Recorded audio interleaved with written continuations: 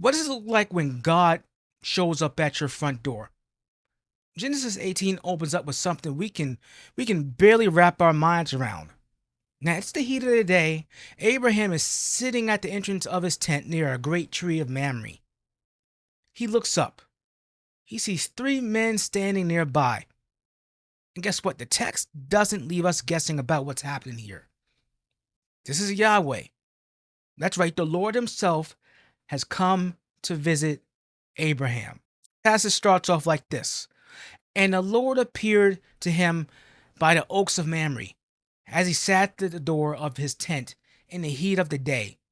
He lifted up his eyes and looked, and behold, three men were standing in front of him.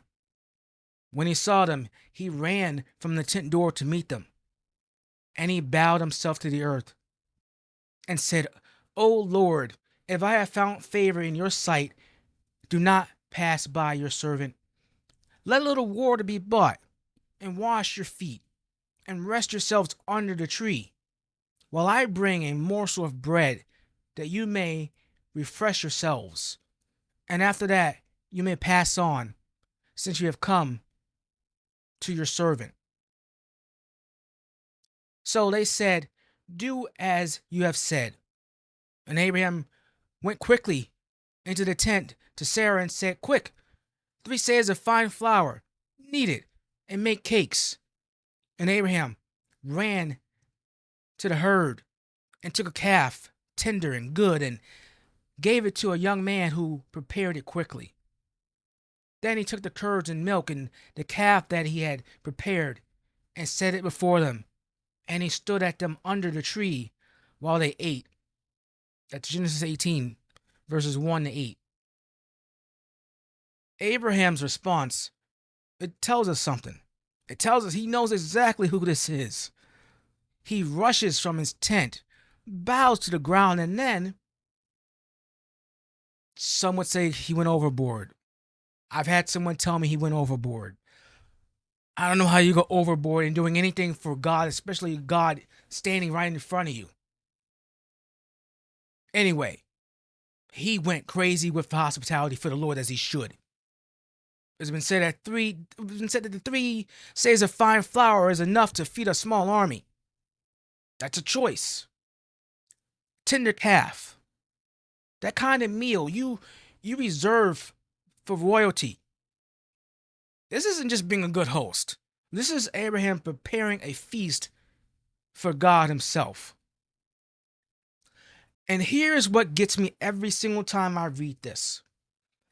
The infinitely transcendent God, the one who came from the heavens, the ones who the heavens can't even contain, who spoke the existence into existence, shows up like a traveler. He gets down. He sits down.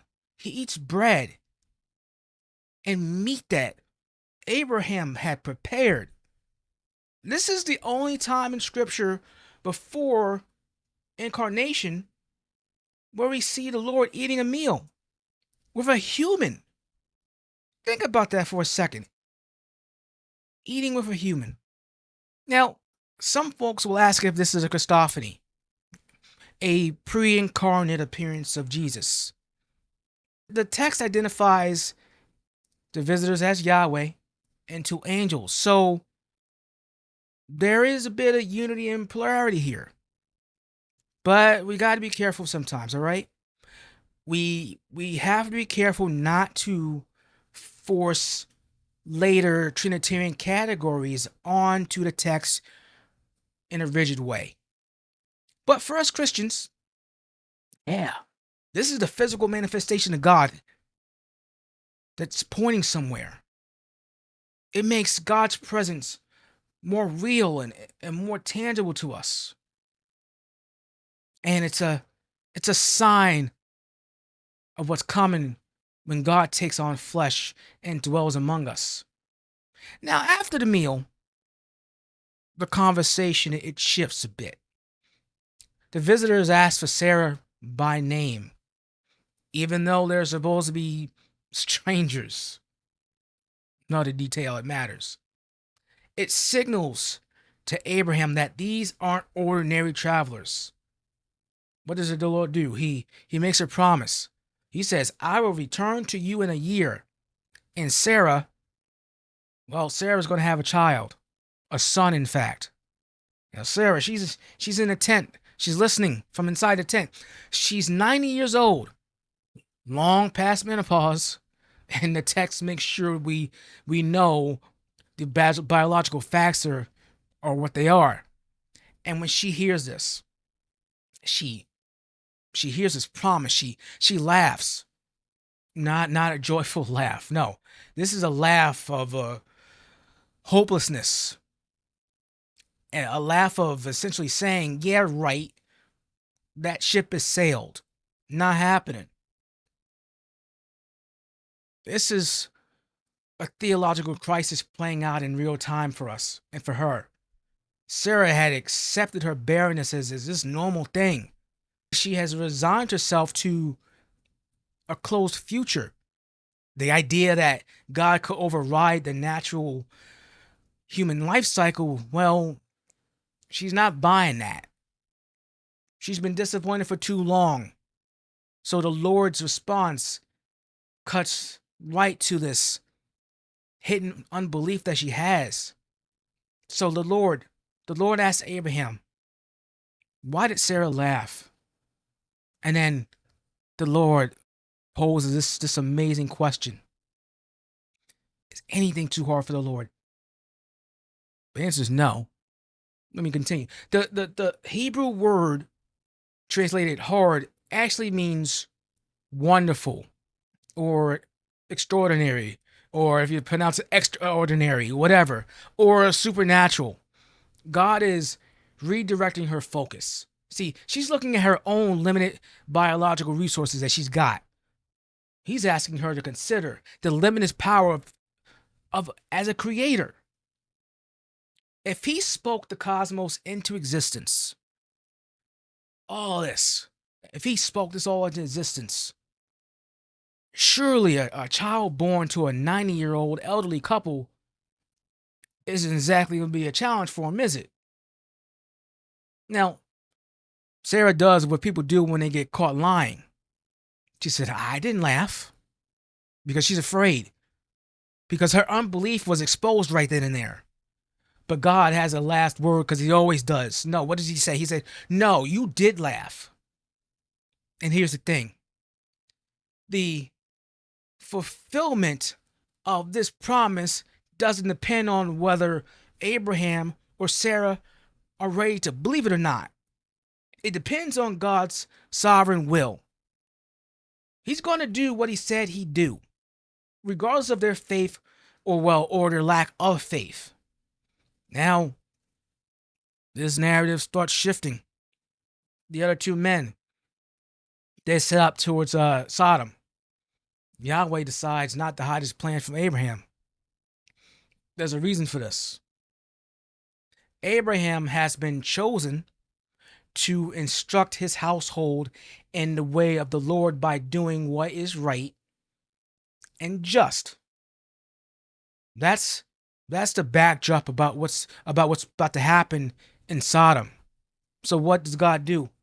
He tells Abraham he's going down to see if the outcry against Sodom matches the reality of their sin.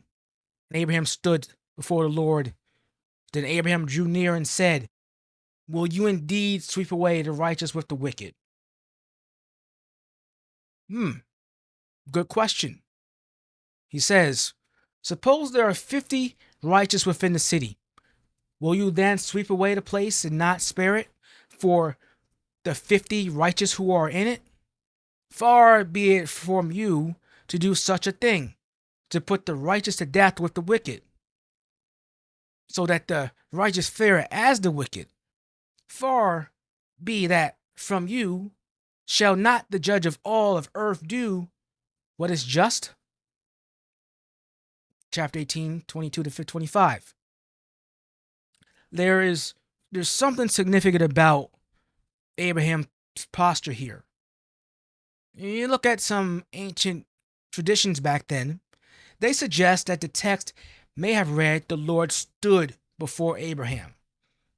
Now, if that's accurate, it shows God willingly take a position where he listens to Abraham's appeal. He's making himself available for this conversation. He's listening. He's ready. Let me hear it out. And Abraham approaches with a question that turns popular ideas about divine retribution on their head. See, he's not just asking for mercy. What he's doing is he's appealing to divine justice. Will you sweep away the righteous with the wicked? What if there are 50 righteous people in the city? Will you really destroy it and not spare the place for the sake of the 50 righteous? Then Abraham says something extraordinary. Far be it from you to do such a thing. To put away the righteous to death with the wicked, so that the righteous fare as the wicked. Far be it from you, shall not the judge of all earth do right? Now, that's a bold statement. Abraham is arguing based on God's own character and integrity. He's saying that if God were to kill the righteous along with the wicked, God would be acting inconsistently with his own holiness. It would be, in Abraham's words, profane. Now, Abraham moves through a series of negotiations. He's trying to negotiate with God. Well, that's something. Negotiating 40, 30, 20, finally 10. He's not haggling over mercy versus justice. He's probing something deeper. Whether the presence of innocence can override the destructiveness of guilt. Abraham believes a few godly people should have a saving influence on an ungodly city. Now, the conversation ends at 10. The text never tells us why. It never tells us why he stops there. Maybe he sensed that he's pushed hard enough. Don't provoke. We don't know. Maybe he couldn't imagine there being fewer than 10 righteous people in an entire city. Abraham's intercession doesn't save Sodom. There weren't even 10 righteous people there. But the narrative gives us a crucial detail later on. God remembered Abraham and sent Lot out of the catastrophe. Lot was not saved by his own merits, but through Abraham's mediation. Now, Abraham stands as the first full-scale intercessor in the Bible. His prayer made a difference because it urged God to weigh his own considerations of justice and mercy in specific ways. But we need to see something clearly here. Abraham is an imperfect intercessor. Now remember, this is the same man who acted out of fear, not once but multiple times. He passed off his wife as his sister twice to save his own skin. Imperfect. Now, even as he prays for the salvation of the deprived Sodomites, he's a man who still lives by grace like we do, not by his own righteousness. Abraham's appeals to God's justice, but he can't provide the righteousness needed to save the guilty.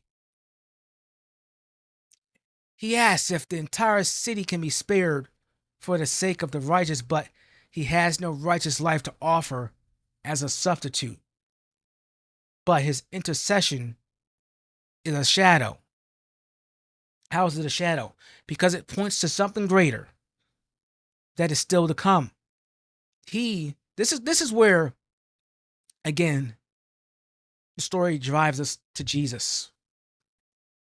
Jesus, the ultimate seed of Abraham. Jesus, the perfect high priest and prophet who does what Abraham could never do. He didn't just stand there before the Lord pleading for the city. No, He became sin for us on the cross. He bore the fiery wrath of God's righteous judgment to redeem his people. Abraham prayed for the unrighteous from a distance. Christ entered into the desolation of our separation to destroy its power. Hebrews 7:25 tells us that Christ always lives to make intercession for those who come to God through him. His intercession is perfect because he's sinless and offers his own indestructible life as the basis for our standing before God. Abraham's mediation saved Lot from physical destruction. Christ's intercession secures our eternal redemption. The judge of all the earth did what was right by pouring out his judgment on his own son so that we might receive righteousness as a gift. Now, the lesson of Genesis 18 comes down to this: nothing is too wonderful for the Lord. He's a God who visits his people, hears their outcries, and provides a substitute when their own resources run dry. We're called to live in the presence of this God who moves both towards us in mercy and holds us accountable in holiness. Our only confidence is that we have a perfect intercessor at the right hand of the throne of his majesty. He's already secured our peace through his blood. That's not just theology now. No, it's not. It's the ground we stand on every single day. Now, if this helped you understand Genesis 18 better, hit that little subscribe button. If you're listening on Spotify, because you can listen on Spotify and YouTube, hit the subscribe button down there too. If you think somebody might find this helpful, send them a link. Questions, comments down below. You can email info@thewordwalk, socials, or pretty much everywhere at the Word Walk. Thank you for watching. I'm Ty. May God bless your steps wherever you go.